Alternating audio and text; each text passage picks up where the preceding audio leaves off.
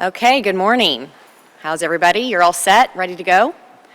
Well, of course, I probably don't need to tell you who I am, but my name is Maddie Parker, and I'm very proud to be the mayor of Fort Worth.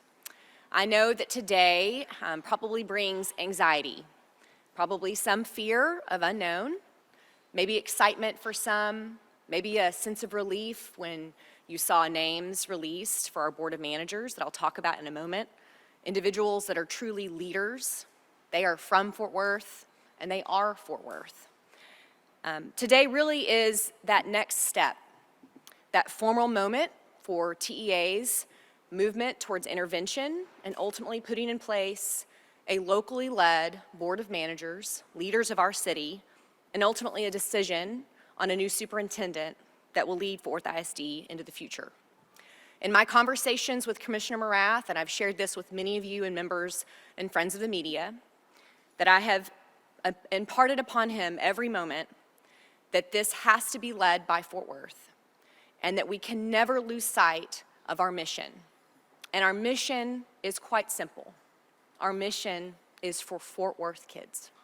Our mission is to make sure that every single student in our city has access and attains not just an education, but an excellent education.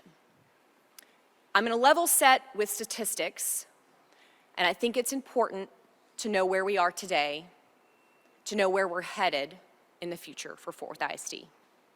Those statistics can be sobering. 11 Fort Worth ISD schools today currently have an F rating, and 8 of those schools have received failing ratings for 3 consecutive years. Nearly 1 in 3 of our schools in Fort Worth ISD are struggling academically. Only 1 in 3 students in Fort Worth ISD have been able to read at grade level. And possibly more sobering when you think about the future of our amazing city. Fewer than 1 in 5 of our middle schoolers will attain or secure a degree or credential within 6 years of high school graduation. We know that this problem has gone on way too long, and I do mean we. This is not something that deserves pointing fingers or blame.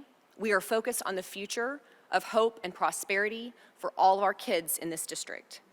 All students, regardless of their background, their income, their zip code, they deserve to learn and achieve at high levels, and we will support them in doing so. I'm a product of public schools. I am raised by public school teachers. My children have attended Fort Worth ISD. I have seen greatness in our classrooms. I was so humbled to watch some of our teachers be named Teaching Chair of Excellence, including Mrs. Gillespie, who was my own son's kindergarten teacher. I have seen it in person, in real life. Today is about making sure those possibilities of greatness are possible for all of our kids. Before I talk about our new superintendent, Dr. Licata, I also want to take a moment to thank my friend, Dr. Karen Molinar. It's no secret that I told Mike Morath, you're going to have a hard time convincing me she wasn't going to be the leader. I got to meet Pete yesterday, and I was struck by his humble nature, by his conviction that this job is the right moment at the right time to lead this district into the future. He has a proven track record. And importantly, for those of us that have lived here and worked with Karen, he also knows the good work that Dr. Molinar has already started and put in place, and he plans on continuing that and just pushing ahead. Early in this process, Commissioner Morath made a promise to me and to the Fort Worth residents that he would ensure our community was represented at the table and was leading with our Board of Managers. I know you've now seen the list and probably all Googled and kind of absorbed who these individuals are. I'm proud to tell you that I know all of them, and a few of them are here today with me. I'm going to introduce to you 4 of the 9 members of the new Board of Managers for Fort Worth ISD. The first is my friend and fellow attorney, Mr. Luis Galindo. Luis is a longtime practicing attorney here in the city of Fort Worth. Early in my legal career, I got to experience his greatness as a young attorney, and I'm so thankful that he's willing to serve in this capacity. Ms. Courtney Lewis who has an incredible resume of service to the city while also juggling a very important job, will be our board vice president. She is a finance and banking professional who is actively engaged, and I mean actively engaged, in our civic community, including the Rotary Club, our Chamber of Commerce, Housing Channel, and Women's Steering Business. And Miss Rosa Verdeja is our board secretary. She's called Fort Worth home for more than 30 years. If you know Rosa, then you know that she is Team Fort Worth all of the way. She also is incredibly busy while she manages her thriving law practice. She is chair-elect of the Fort Worth Hispanic Chamber of Commerce and chair of the Board of Directors of Recovery Resource Council. And to my introduction today for our board chair, of course, is my friend. Many of you know him as he runs the Richardson Foundation, but importantly, his resume is long. But I have to tell you, I met Pete before I knew who Pete really was. I had a young family, we moved into Fort Worth, and he was my neighbor who would sometimes come across the street with his beautiful granddaughter to play with my boys and let my husband try to serenade him on the guitar. And I got to know a man that really understood this community. He understands what community service looks like. Very few people can talk about public service the way that Pete can as a member of Congress, and then of course to serve as Secretary of the Army under both Bush and Obama. He understands what it looks like to be public service first. And aren't we fortunate that he's answered this call of duty at this moment in time that is so critical for the city of Fort Worth. Pete once told me, you can't romanticize or admire the problem, you have to focus on the solution. So I believe it is very appropriate today I introduce him and thank him for answering the call of duty to be part of our solution. Ladies and gentlemen, let me introduce you to Fort Worth ISD's new board president, Secretary Pete Guerin.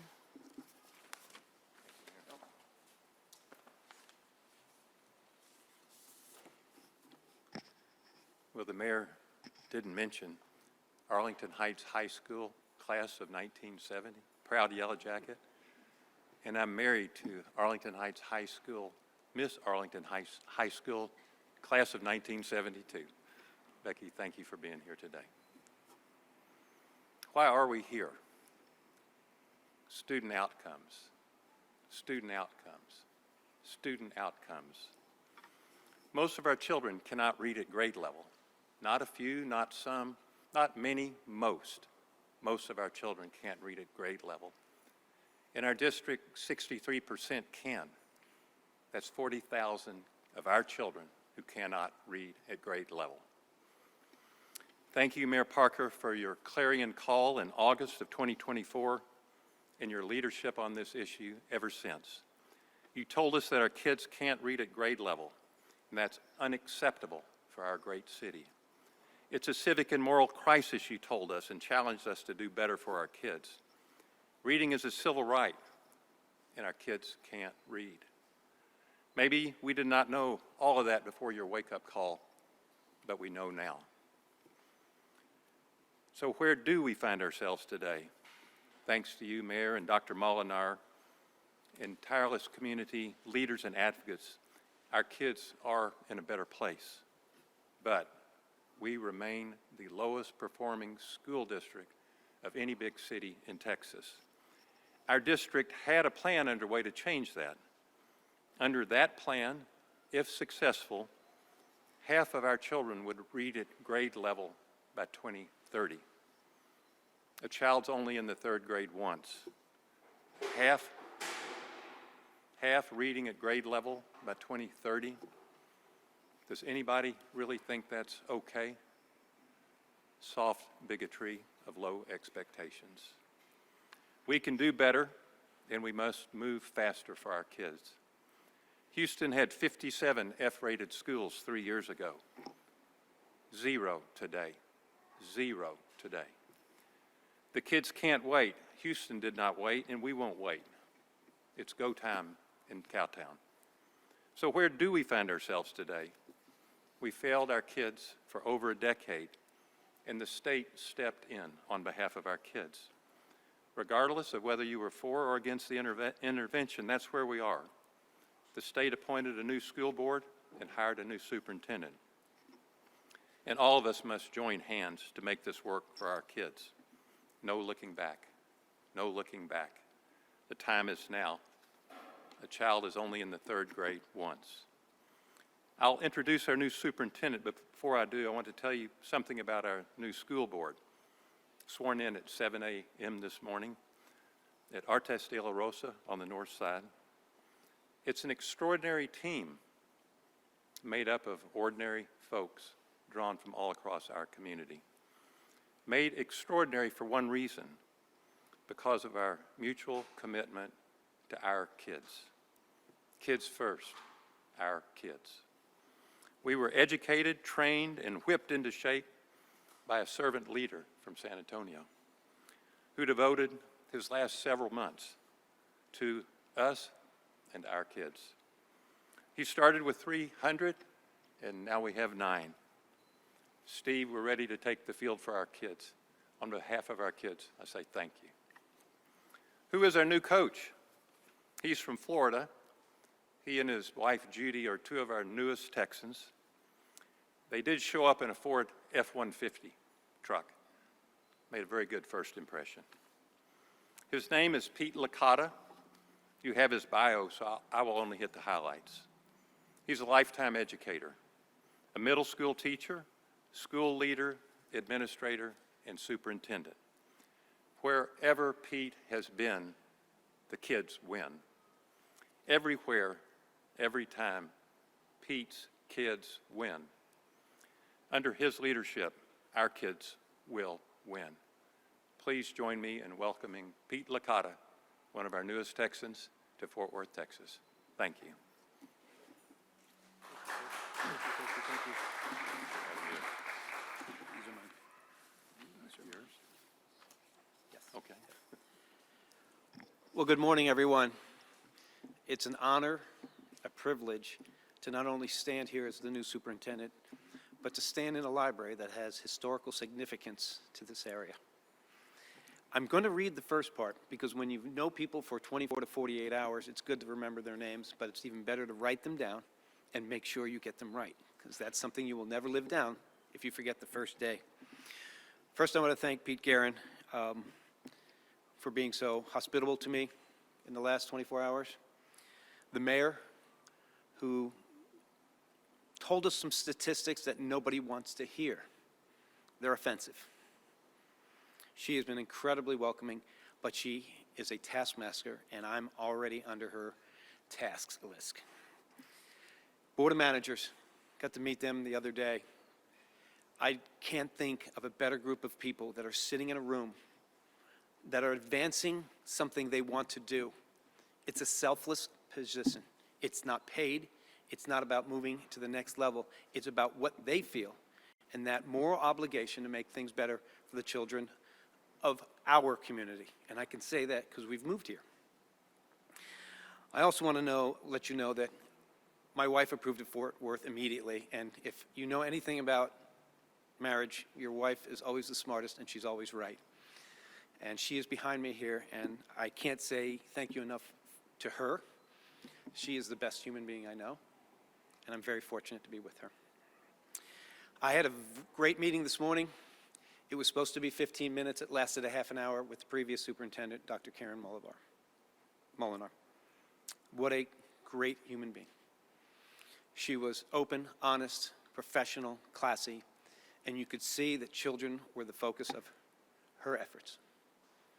And she simply said, Pete, I'll get out of your way, but if you need me, make sure my babies are taken care of. I assured her of that. She deserves some credit.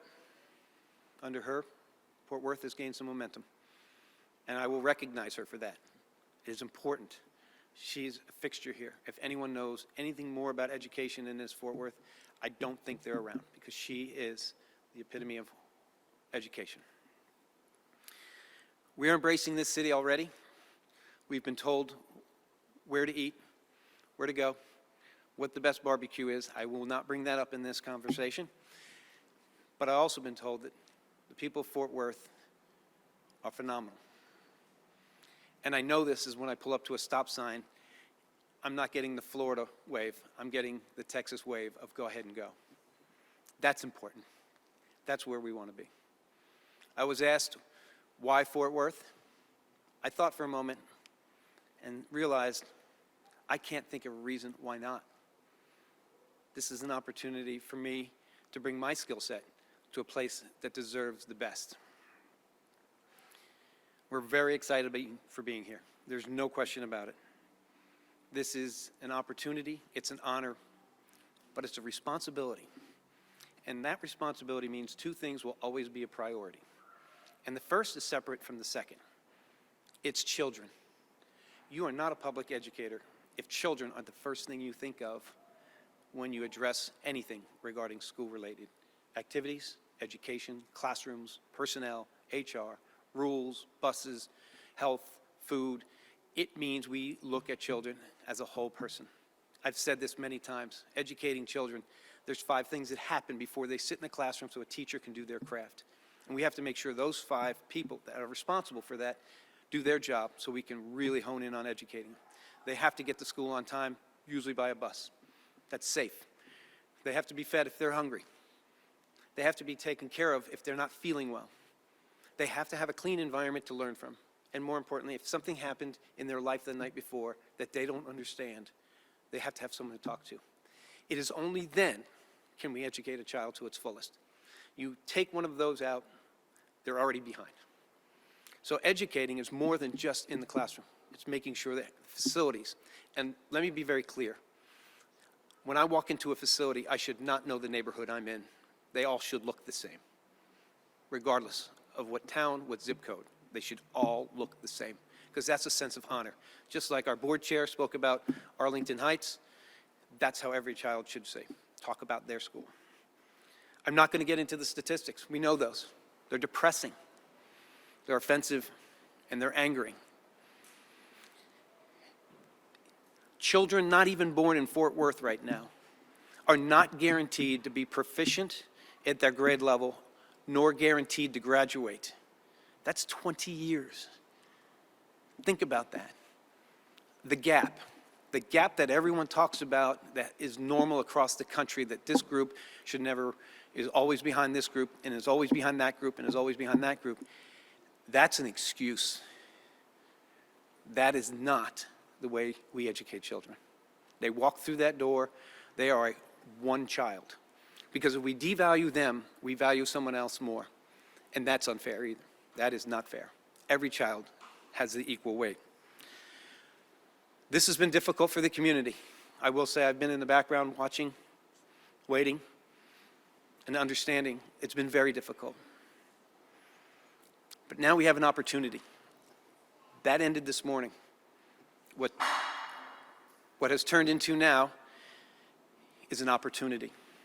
And the urgency of incremental growth, or beyond incremental growth, is far too significant than to be happy with a 1 or 2 or 3 point gain. It's good, but we have to be great.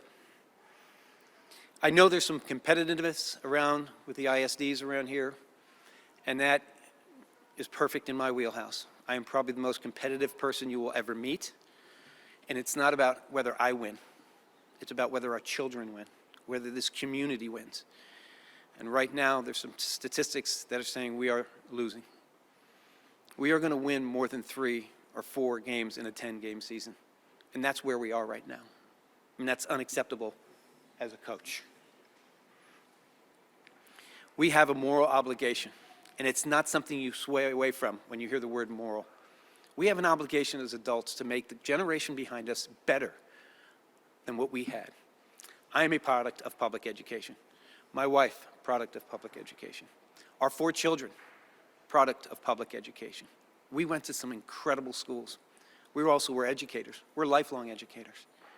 Every child should have that opportunity to be exposed to a public education. Public education is an American ideal. It is not a political ideology. And we cannot turn it into one, because the students lose when we do that. I got into education because of my father, lifetime coach, algebra teacher. He was a very quiet man, a great coach, convinced all 5 of his children, me being the youngest, that we should skip college and go into business because it's a difficult, it doesn't pay well. I wouldn't say this if he was alive, but he was wrong.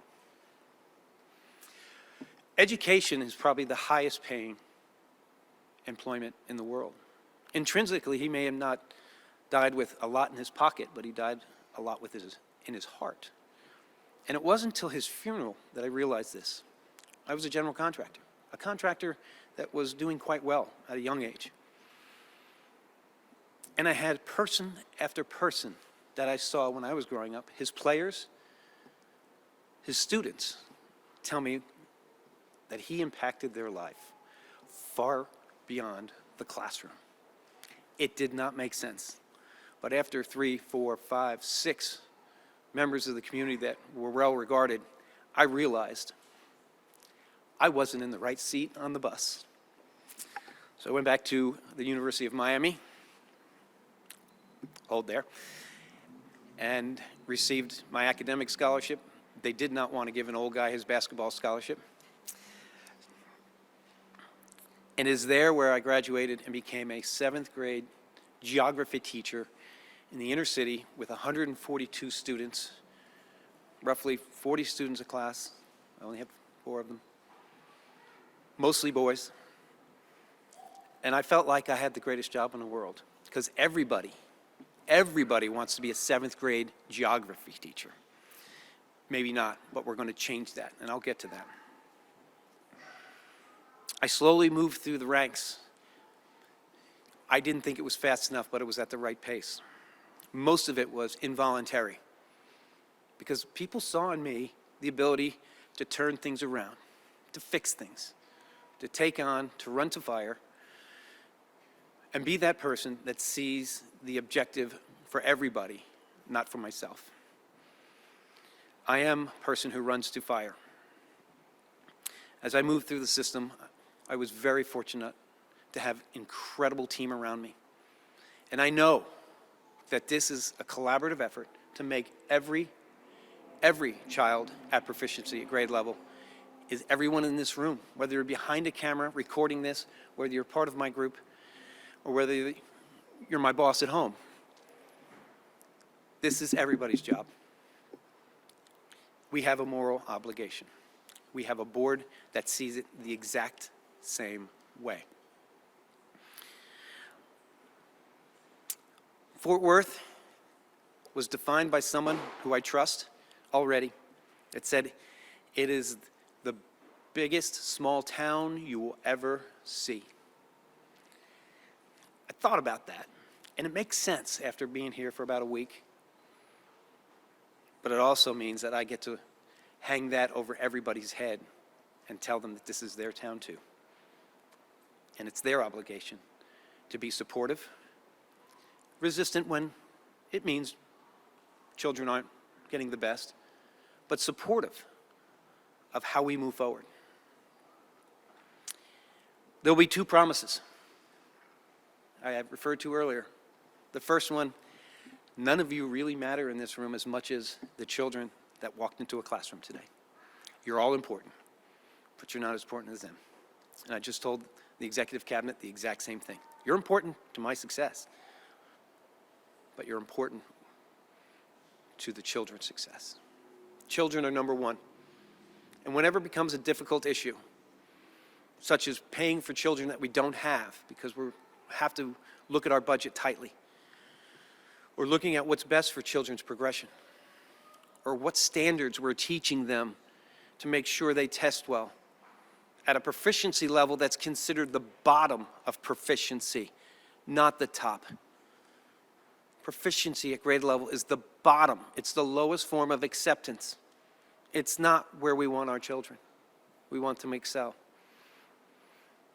The second is transparency. I had a superintendent who proceeded to move me every 3 years, and I would get a phone call, and he's probably listening. Pete, I'm moving you. I'm moving you. School's a C. It's going to become a D. I need you to make it an A. This department's struggling. I need us to be the very best in college and career readiness, which we were. We beat Miami-Dade, which was twice the size of us, and Broward at the time when I was in Palm Beach, which was 50% bigger than us.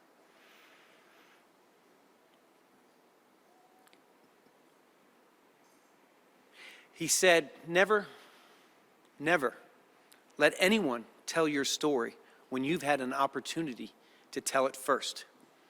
And that story isn't always rainbows and unicorns. But I can tell you that you will have access to me. I will be completely transparent. My staff already realizes we will be transparent.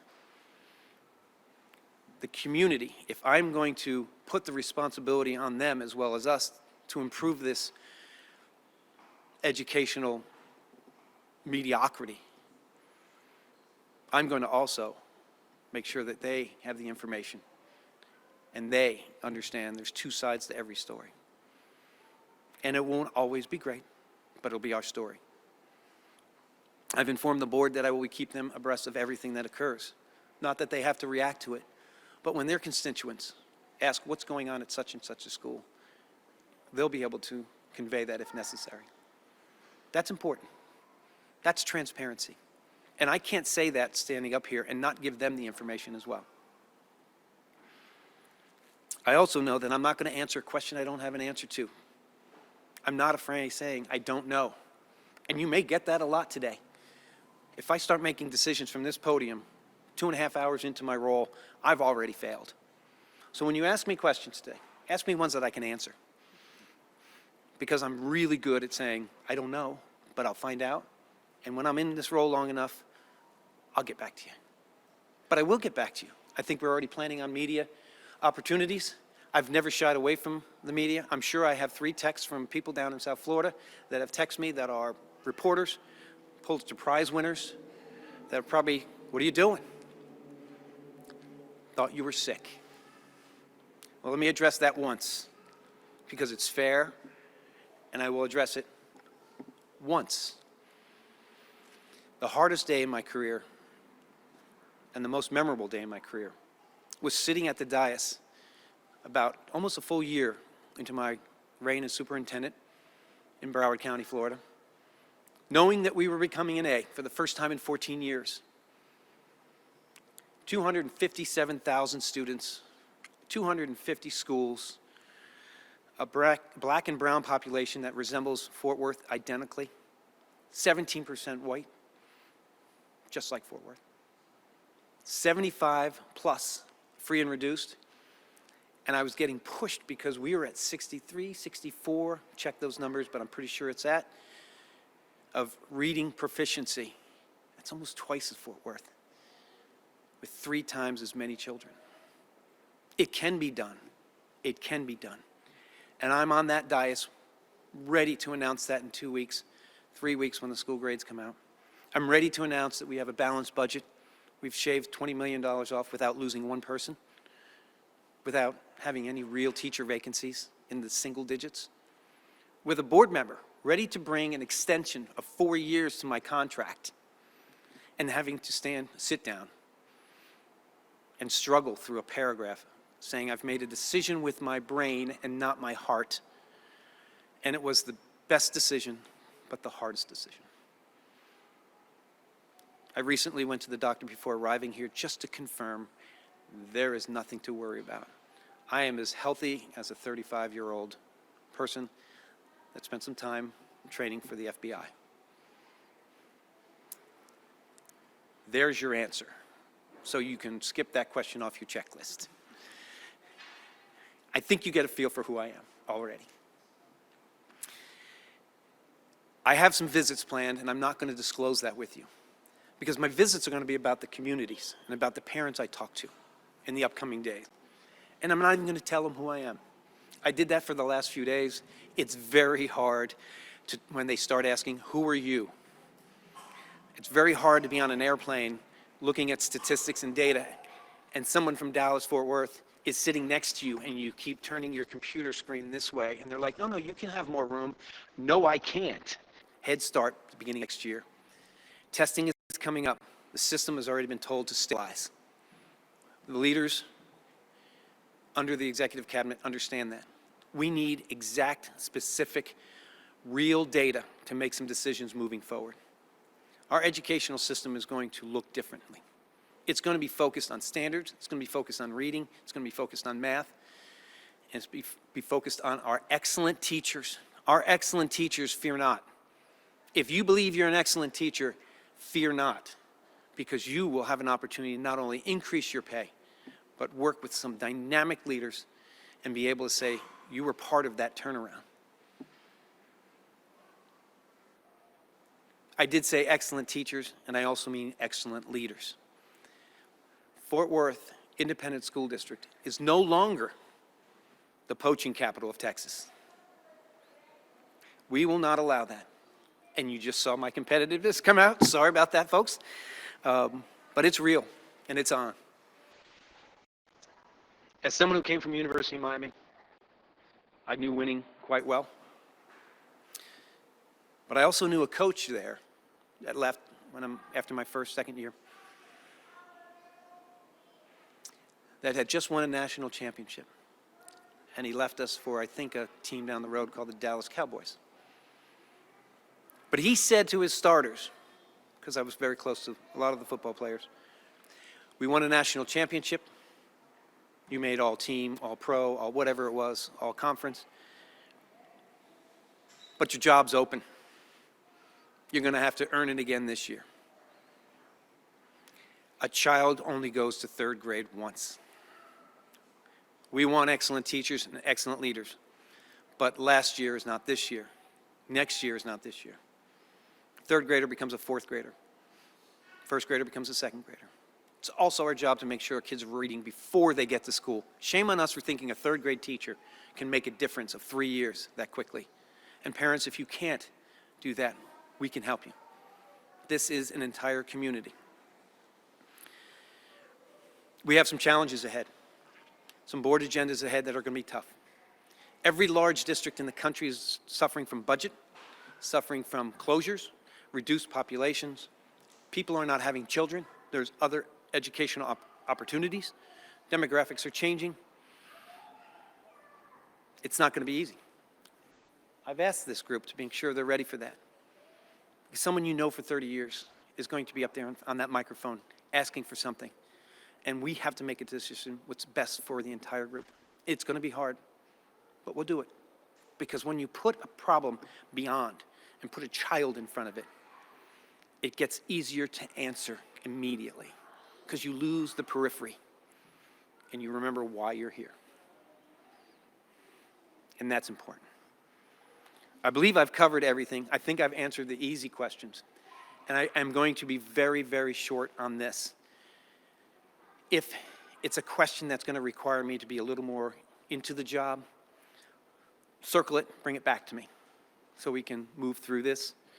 I'm going to do my best. I'm going to turn it over for the selection process of Jake Kuberski and make sure we take some questions. But thank you so far. We're going to use real-time data, working on a system so I can look at a dashboard, see how many students are absent, see how many students have been suspended and why. See how many teachers are not in a vacant or in a position, how many vacancies, and I can tell you right now where the vacancies exist and what schools those are. That's going to change. We're going to put our best generals in the toughest battles, and we're going to reward them for it. And we're going to make sure that those excellent teachers, all of you, fear not, you will be going to a place to make a difference, and you will be more than the incremental change. You will be responsible for it. We are going to get heavy in that classroom because that is, if I remember correctly, the first priority. And it's going to be hard for some. It's going to be hard for some teachers that have been teaching the same year for 25 years. But it's going to be great for some that have been doing already the work and knowing they're being supported. Teachers that fail fall on our shoulders sometimes. It does. But if you don't have the integrity to look at every child and expect the best and the most and say, well, that's because they're never in that same category, or they always lag behind this subgroup. I hear that. I'm going to ask my driver to hold me back. Unacceptable. Absolutely unacceptable. So I think I gave you a glimpse. You'll get more of a glimpse. We'll roll out that plan. But that's the difference. That's the difference right there. What will teachers and parents notice first when I was just told time. What will they see? I would like to think my youth and good looks, but neither of those are true. Hopefully my sense of humor, but approachability, without a doubt. I need to hear it, and I need to hear the facts. I think folks already in the building, when I walked through, I found out their names, and they were the nurses starting the first day, bright smiles, and I gave them that speech. And I said, you're important about children learning. They don't know who I am, but it's their first day too, and they got their new badges as well. They'll expect honesty, integrity, transparency, and a commitment to our, not your, our community. I said that as a Texan, didn't I? All y'all. I learned that one too, by the way. That's a very difficult question, and I certainly don't want to put any person on the spot.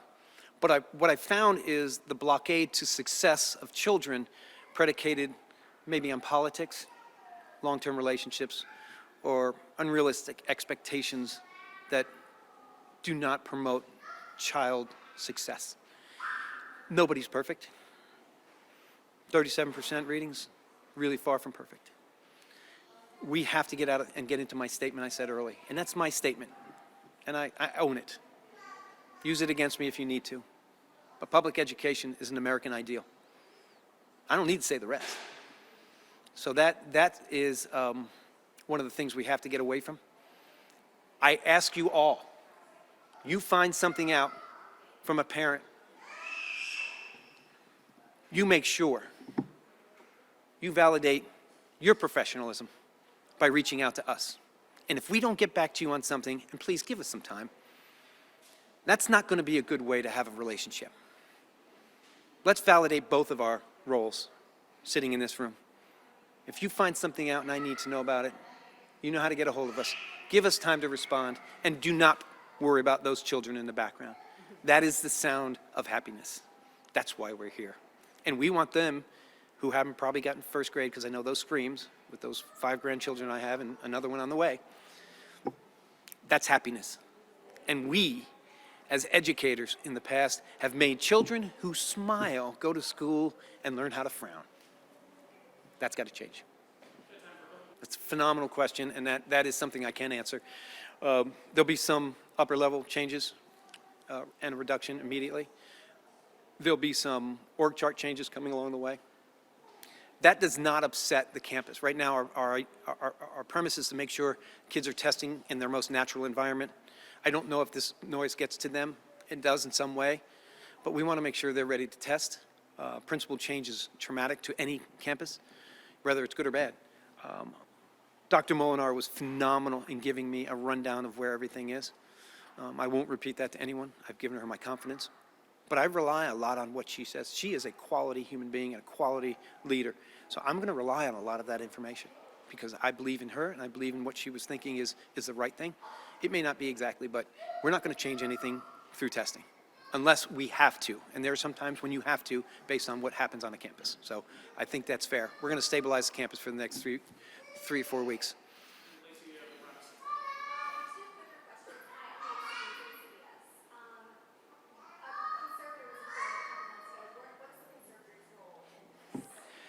Conservators' role, from my understanding from the state, and correct me if I'm wrong, but I want to answer what I know, and it may not be a complete answer, is someone who comes to the front and starts figuring out how and who and when and what's the operations. They are not really involved in day-to-day decisions. They're involved in the process. I don't know the whole process from start to finish, but most importantly, not involved in decision-making process. That is mine. I am your superintendent. I live here. This is my home. The board members behind me have lived here far longer than me. They are pillars of the community. This is local leadership.